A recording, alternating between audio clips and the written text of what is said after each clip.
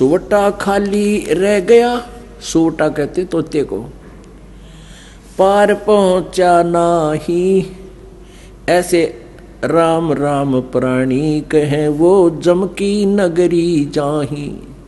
जिसके अंदर कसक नेहरू पर तो मंत्र जाप करते हैं, कहते हैं वो सूट तोते की तरह रटला रहे हैं। सुवटा पढ़े सुभान गति, अंदर नहीं उचारे, कुंज कुरल अंडपोख है ये कोस सैंस हजारे। कुंज कुरल हरि हेत जप अलल पंख गैनारे, हृदय शुद्ध शरीर सर ये कच्छप दृष्टि निहार।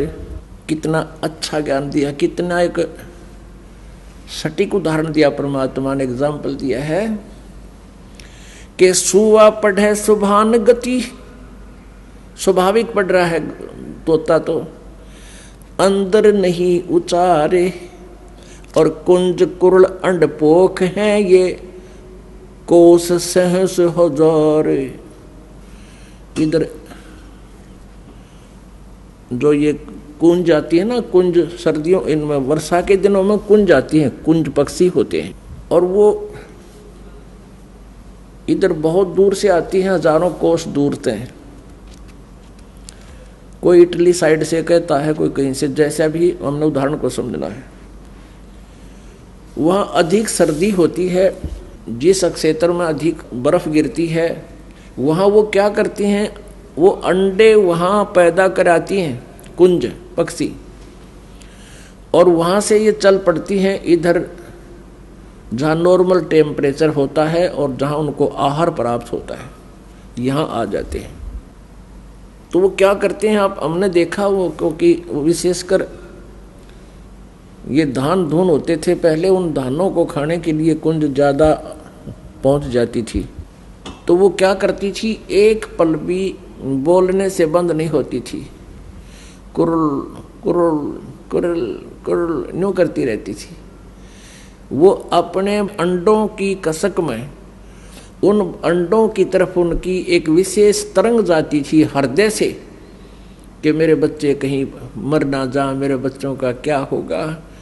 तो वहाँ से वो अपनी उस तरंग से, उस कसक से, उस कुरलाहट से, और वहाँ हजारों कोस दूर यानी 2-3 हजार किलोमीटर दूर बैठी भी उन अंडों को वो पोष रही थी, पोख रही थी। जैसे एक तो पक्षी अंडों के ऊपर बैठकर उनको पोषण करता है, जैसे ये कबूतर हैं, कौवे हैं, इस तरह के पक्षी, और वो वहाँ से अपने अंदर की तरंग से, कसक से, कुरलाहट से, किलबिलाहट से उन 1000 कोस दूर अंडों को पोषण पहुँचा रही है उस कसक से, और उनके अंडे वे फिर बच्चे बन जाते हैं। जब वो वापस जाती हैं अपने उस कसक की तरंग की सेटिंग तय, अपने अपने बच्चों के पास वो ऑटोमेटिकली मिल जाती हैं,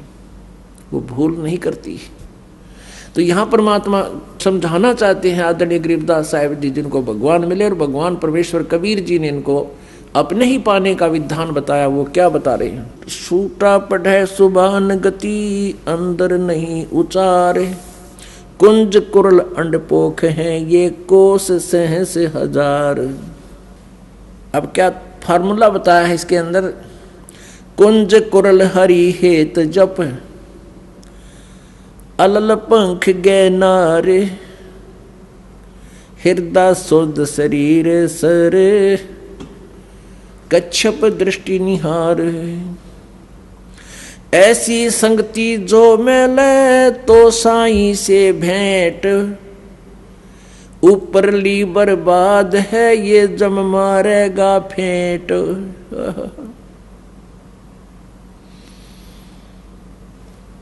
ऐसे यदि आप परमात्मा को याद करते हो तो आपकी सफल होगी, आपका साईं परमात्मा से भेंट माने साक्षात्कार होगा। कुंज कुरल हरि हेत जप, अलल पंख गैनारे, हृदय शुद्ध शरीर सरन्यो कच्छप दृष्ट निहारे। जैसे आप जी ने यजुर्वेद अध्याय नंबर 40 के श्लोक नंबर 15 में, मंत्र नंबर 15 में सुना, उसमें क्या लिखा है? वायु अनिलम अमृतम अथिदम भस्मांतम शरीरम ओम कर्तो समर किलबे समर और कर्त्युम समर। यदि तुमने ब्रह्म तक का लाभ लेना है, उसकी भी साधना करने का ये तरीका है। ओम नाम का जाप कर, काम करते करते कर। और किलबे माने किलबिलाहट के साथ, विशेष कसक के साथ, जैसे कुंज पक्षी अपने बच्चों की एक पल भी याद नहीं भूलता और हृदय से याद करता है, कुरुल कुरुल, यानी विशेष किलबिलाहट से, विशेष कसक के साथ। किलबे माने ऐसे ढंग से जाप कर जैसे कुंज पक्षी अपने बच्चों को, अंडों को याद करता है कुरलाहट से, अंदर की कसक से, उसको किलबे बोलते हैं। और कर्तव्य समर, अपने जीवन का मूल कर्तव्य जानकर के मनुष्य जीवन मनुष्य परमात्मा प्राप्ति के लिए ही मिला है। ऐसे भगवान जब, तो तब कैसे होगा? ऐसी संगति जय मिले तो साईं से भेंट, ऊपरली बर्बाद है जब मारेगा फेंट। ऐसे जब तुम साधना करोगे इसी कसक के साथ, तो परमात्मा का साक्षात्कार होगा। और ऊपरली बर्बाद है, ऊपर आठ माला फेर दी, कहते परमात्मा कहते वो अच्छी बात है, अगर उसमें मंत्र में ध्यान रहा है तो वो सफल है। नहीं तो परमात्मा कहते हैं जीव या तो मुख में परे फिरे और माला फिरे कर्मा ही, कर्मा ने हाथ में, और मनुआ तो चौ दिस फिरे, ये तो सिमरना ही। विशेष कसक के साथ कहते तब परमात्मा मिलेगा। फिर और उदाहरण दिया है कि हृदय शुद्ध शरीर सर, सच्ची आत्मा ते सच्चे हृदय से, और ऐसे ध्यान लगा, ऐसे या उसको, जैसे ये कछुए जो होते हैं, कछुए तालाबों में रहते हैं, ये क्या करते हैं कि बाहर झाड़ियों में अंडे उत्पन्न कराते हैं।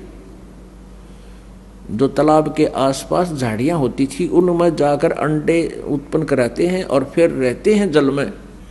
तो अपने उन बाहर झाड़ियों में रखे अंडों का पोषण वो अपनी दृष्टि से करते हैं, बाहर से, जल के अंदर से। आपने देखा होगा ये कछुए, हमने खूब देखे दौड़ा पे तालाबों में, गामा में, तो नू इतनी गर्दन काट लिया करे नू बाहर न, और नू देखते रहा, और एक टक काफी देर तक देखा हमने, कोई मिनट तक वो नू ऐसे एक टक देखते रहते हैं। वो उन अंडों को ऐसे ध्यान से पोषण दे रहे हैं। तो ये हमारा मेडिटेशन है कि जैसे आपकी आंखें खुली हैं, आप बैठे हो, मंत्र कर रहे हो, जब आप सारनाम का जाप करते हो तो आपका मेडिटेशन साथ में चलता है। ये विधि हम उसको उपदेश देते समय बताते हैं। तो हमारा, जैसे हम यहाँ बैठे हैं और हमारा ध्यान उस सतलोक में है कि हम यहाँ नहीं रहेंगे, हमारा लोक यहाँ नहीं है, हम सतलोक में जाएंगे। जैसे एक अलल पक्षी होता है, उसको अनल पक्षी भी बोलते। अनल, अनल माने वायु होती है, अनिल, और वायु में विचरने वाला वो पक्षी होता है। अब बहुत से पक्षी ऐसे हैं, बहुत से ऐसे जानवर भी हैं जिनकी जाति नष्ट हो गई है। सदग्रंथों में एक ऐसे पक्षी का विवरण आता है कि वो अलल पक्ष कहलाता था, अलल पंखी पक्षी। वो वायु में रहता, ऊपर, बहुत ऊपर के स्थान पर है, और वो ऊपर से ही अंडे छोड़ देती है। मादा अलल अंडे भगवान का वाला छोड़ देती है, ऊपर से अंडे वायु में ही, आकाश में अंडे पैदा कर देती है। और वो कहाँ करती है? जहाँ केले के वन होते थे, वन, ऐसे केले फंसे रहते थे एक दूसरे में, तो वो उस स्थान का उनको आइडिया होता था, उसी के आसपास वो घूमते रहते थे। उसी केले के वन के ऊपर वो अपना उनको आइडिया होता था, वहीं रहती थी। वहाँ से अंडे छोड़ देते थे, भगवान वाला है। और वो अंडा अच्छा भारी होता था, ना इतना बड़ा 4-5 किलो का, और ऊपर से आता गड़ गड़ गड़ करता हुआ, और आते ही वो केलों के वृक्षों पर गिरता हुआ उनके पेड़ों को तोड़ता तोड़ता फिर जमीन पर जाकर गिरकर गद से फूट जाता। अब वायु की घर्षण से, गर्मी से वो पक लेता, उसमें बच्चा बन जाता, और एकदम जब सीधा आकर धरती पर गिर जाए तो बच्चा भी मर जावे। वो केलों के पत्तों पर, ऐसे उलझे हुए पत्तों पर गिरता, जोर से उनको तोड़ता हुआ, यानी उसकी गति कम हो जाती, स्पीड कम हो जाती, और फिर गिरते ही फूट जाता। फिर वो पक्षी, छोटा बच्चा, वहाँ के अन्य पक्षियों में रहता है, उनके साथ मित्रता रखता है और खाता पीता भी है। लेकिन उसके हृदय से इस बात की भूल नहीं गिरती, ये भूल नहीं पड़ती कि मेरा ये ठिकाना नहीं है। उसको हरदम याद रहता है कि ये मेरा स्थान नहीं है, ये मेरा परिवार नहीं है, मेरा परिवार ऊपर है। परमात्मा की दी हुई इसमें एक ऐसा गुण होता है, तो वो पल पल उस माता पिता के लोक में जाने का वो प्रयत्न करता है, उड़ना सीखता है। जब वो खूब उड़ना सीख लेता है तो उसका वहाँ के मित्रों में कोई मेल नहीं रहता, वहाँ के पक्षियों में उसका कोई लिंक नहीं रहता, लेकिन जब तक रहता तब तक उनसे खूब प्यार से रहता है। तो चलते समय वो क्या करता है, जब खूब उड़कर देख लेता ऊपर तक, तो इतना भारी पक्षी बताया है कि चलते समय वो 5 हाथियों को उठा ले जाता था अपने पंजों में फंसा के।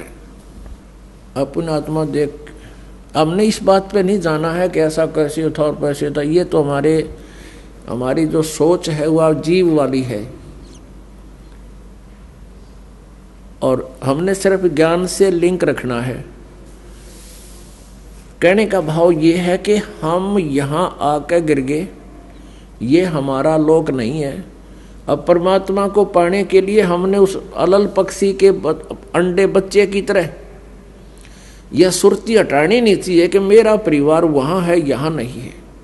जब तक हमारा संसार में संपर्क है, सबसे प्यार से रहें, और जब हम भक्ति करके दृढ़ हो जाएंगे, खूब भक्ति कमाई हमारी हो जाएगी, तब हम अपने ऑटोमेटिकली सीधे इस भक्ति को लेकर अपने सतलोक चले जाएंगे।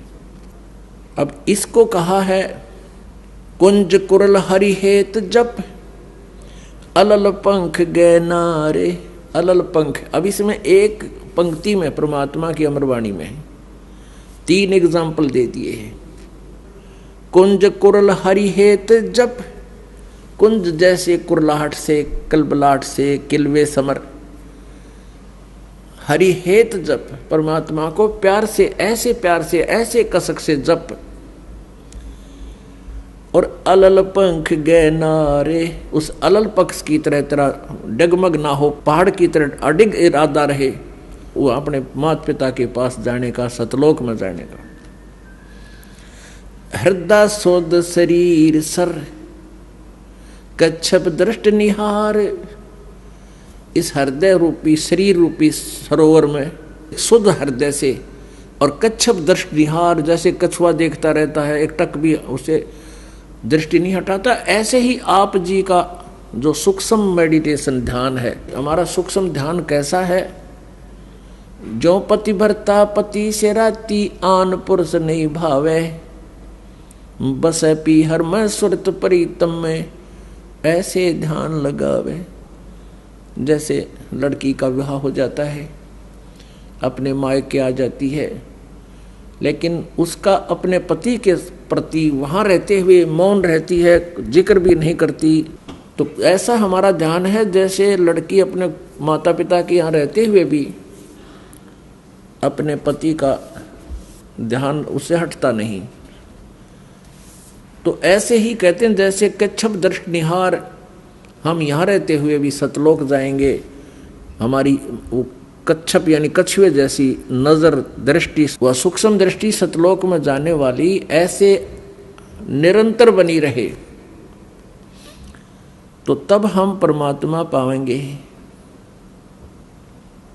ऐसी संगति जो मिले तो साईं से भेंट, यदि ऐसा कोई संत मिले, ऐसी संगत वाला संत मिले, ये मार्गदर्शन करने वाला मिले, तो भगवान प्राप्ति होगी, परमात्मा का साक्षात्कार होगा। और ऊपरली बर्बाद है जब मारेगा फेंट, यानी जैसे ऐसी कसक नहीं है और साधना भी कर रहे हो तो काल तुम्हारे ऊपर कभी भी अटैक कर सकता है। जैसे सूरज के आगे बदरा ऐसे कर्म छयारे, प्रेम की पवन कर चतु मंजन जलक तेज नयारे। अपने आत्मा ज्ञान से और इस भक्ति के साधना से, सत साधना से आपके हृदय में एक विनम्रता आवेगी, एक विशेष प्रेम जागेगा भगवान का, और वो उस प्रेम की दशा बहुत अजीबो गरीब होती है। परमात्मा कहते हैं प्रेम छुपाया ना छुपे, जागट प्रगट हो, मुक्त चाहे बोला नहीं पर नैन देते हैं रो। जब आप परमात्मा की हम कोई कथा सुना है, कभी ऐसी कोई चर्चा चलती है, तो आंखों में ऑटोमेटिकली आंसू आ जाती है। तो समझो आपकी भक्ति यानी वो प्रेम की पवन स्टार्ट होगी है और परमात्मा अवश्य मिलेंगे। बोलो सतगुरुदेव।